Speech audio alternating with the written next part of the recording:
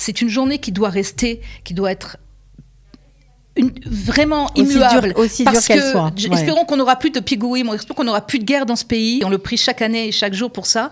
Mais nos enfants et nos petits-enfants et nos arrière-petits-enfants et ceux qui viendront après doivent savoir sur le sang de qui cet État et cette terre a été bâti.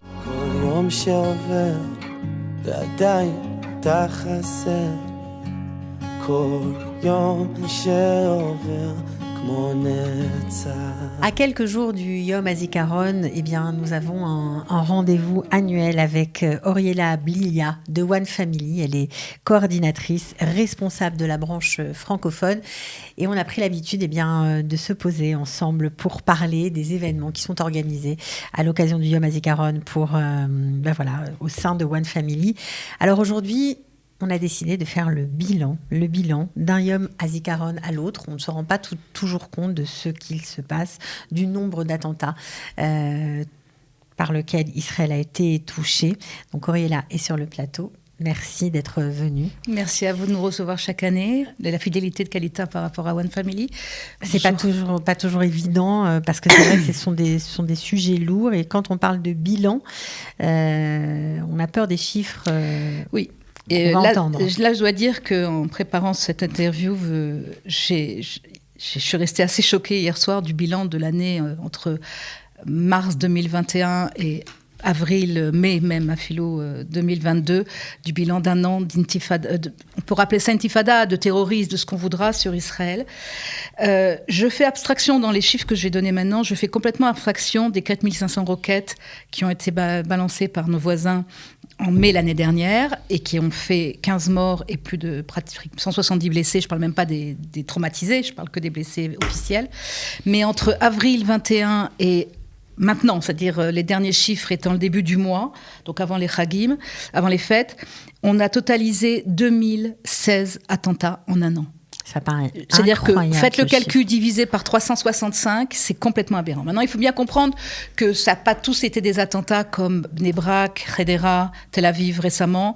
Mais recevoir un caillou sur une voiture, c'est un attentat. Une tentative d'attaque au couteau ou un soldat un de nos soldats blessés, c'est un attentat. Ou quelqu'un qui passe dans la rue qui est blessé, c'est un attentat.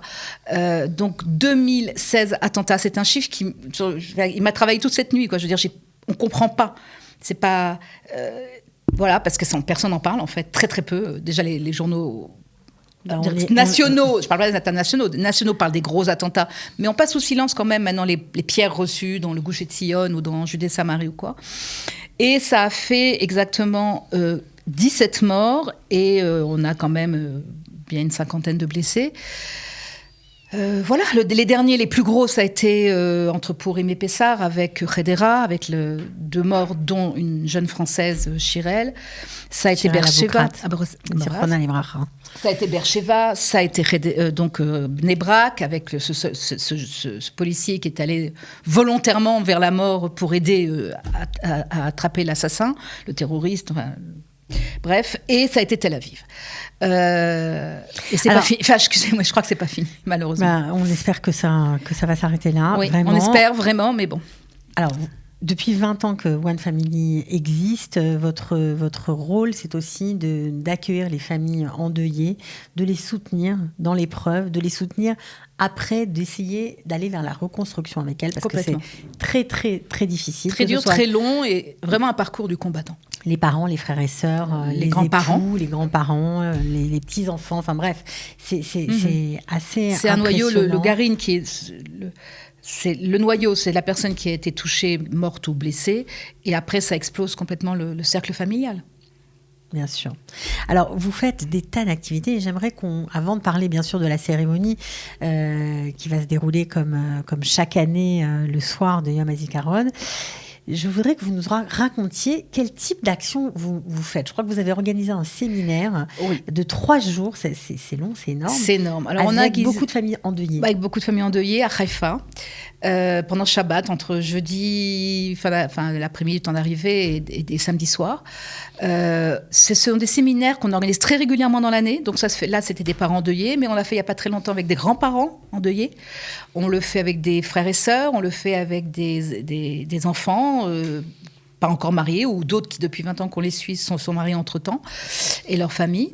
C'est-à-dire, ce sont des séminaires où, d'abord, on fait du tourisme en Israël, mais c'est surtout... Pour se détendre ? Pour se détendre, oui, parce qu'on a besoin. Et c'est surtout, ça permet d'abord aux gens de se retrouver. Et il n'y a rien de tel au niveau thérapeutique et psychologique et aussi de reconstruction que de se retrouver entre personnes qui comprennent vraiment. Qui ont vécu la même chose. Qui ont vécu la même chose. Donc ça échange, il y a des groupes de parents. Il y a des amitiés réelles qui se créent. Bon, en l'occurrence, là, on parle de parents endeuillés, mais quelquefois, ce sont des parents veufs ou divorcés, et quelquefois, des couples se refont autour de cette souffrance. Donc on fait du tourisme, mais on fait aussi beaucoup d'activités, de sports de détente comme du reiki, du tai chi, du yoga. On fait des marches, on fait des séminaires de reconstruction avec des professionnels psychologues ou autres thérapeutes de la victimologie ou de la souffrance qui viennent faire parler les gens et donner des conseils, comment reconstruire, etc. Il y a bien évidemment Shabbat, donc il y a eu des cours de rabbanim, et puis surtout des groupes qui se font, des petits ateliers. C'est salutaire pour les victimes, pour les proches des victimes. Parce que sinon déjà on le ferait plus si c'était pas salutaire. Ça fait 20 ans qu'on le fait. C'est salutaire parce que d'abord, voilà, comme je l'ai dit, rien n'est tel que de savoir qu'en face de soi on a quelqu'un qui comprend vraiment la souffrance qu'on a.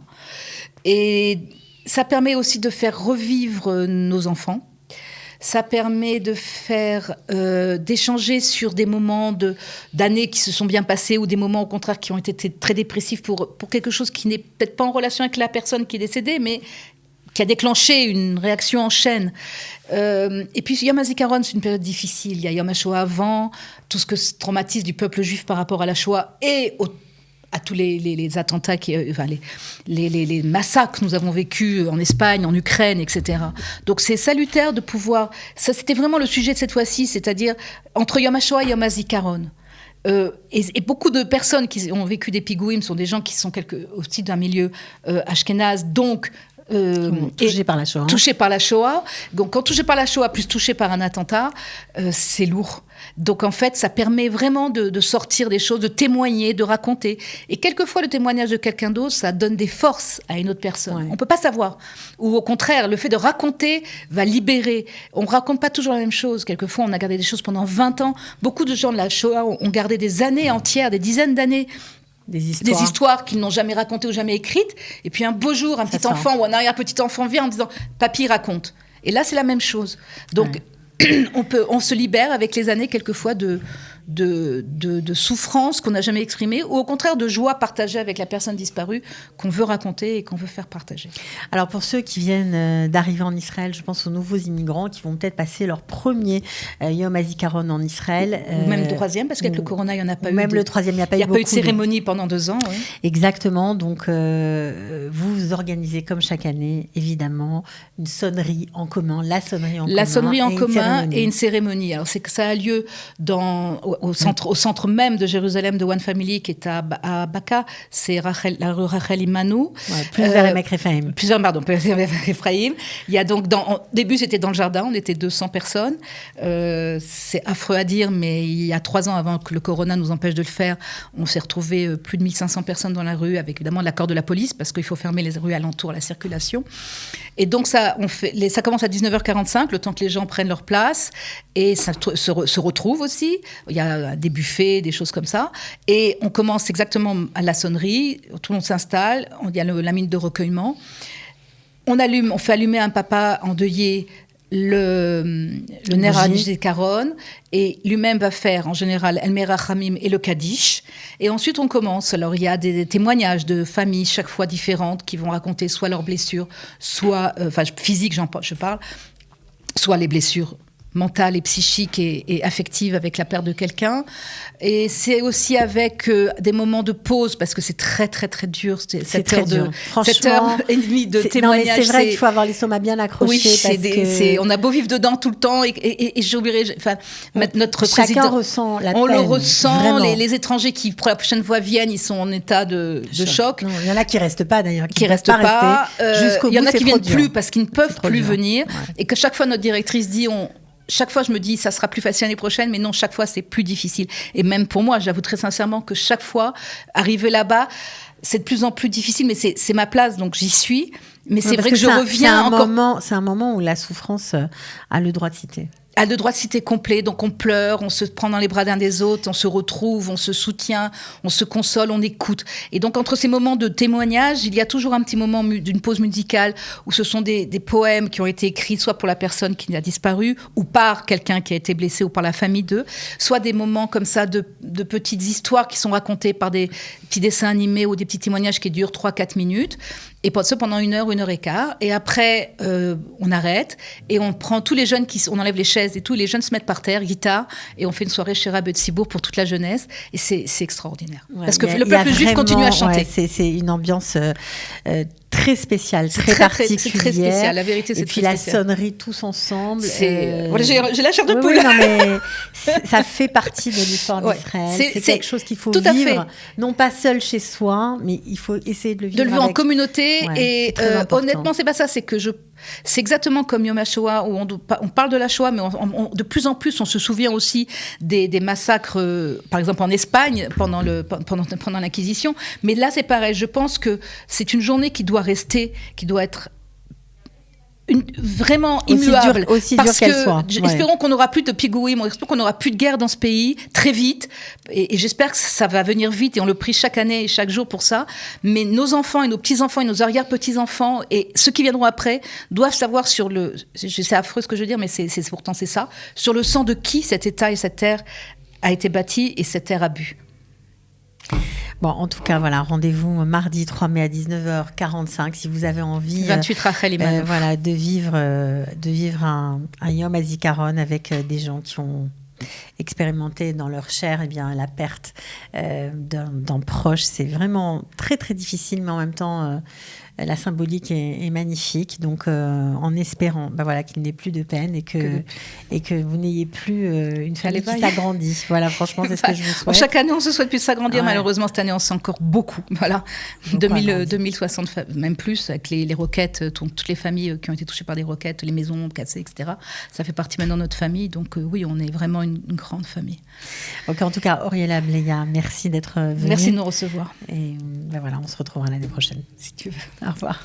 כל יום שעובר ועדיין אתה חסר כל יום שעובר כמו נצח